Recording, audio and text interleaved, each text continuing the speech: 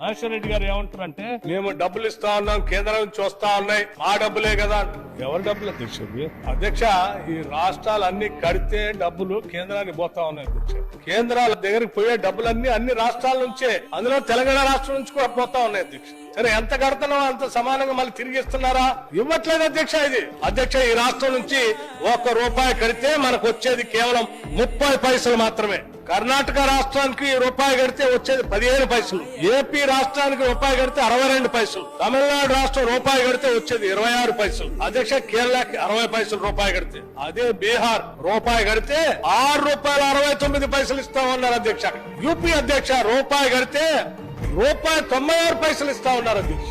మధ్యప్రదేశ్ అధ్యక్ష, రూపాయి కడితే ₹1.87 ఇస్తా ఉన్నారు. రాజస్థాన్ అధ్యక్ష, రూపాయి కడితే ₹1.19 ఇస్తా ఉన్నారు. ఏం పాపం చేసింది అధ్యక్ష తెలంగాణ? తెలంగాణ ఏం పాపం చేసింది? తెలంగాణ ఈ రాష్ట్రంలో అంతర్భాగం కాదా అధ్యక్ష? తెలంగాణ గాని, ఆంధ్రప్రదేశ్ గాని, కర్ణాటక గాని, తమిళనాడు గాని, కేరళ గాని వీళ్ళు కట్టినటువంటి వాటికి డబ్బులు రావాలి కదా అధ్యక్ష. మేము డబ్బులు కడతా ఉంటే మీరు డబ్బులు తీసుకొని పోతా ఉంటే అవి అక్కడెక్కడ ఇచ్చుకుంటూ ఇంకా మళ్ళీ ఈ తెలంగాణ మీద స్వారీ చేయడం కోసం మీరు ప్రయత్నం చేస్తూ ఉంటారు. ఇదెక్కడ న్యాయం అధ్యక్ష? మహేశ్వర్ రెడ్డి గారు, మీరు చీటింగ్ బడ్జెట్ అన్నారే, నేను చెప్పింది కాదు అధ్యక్ష.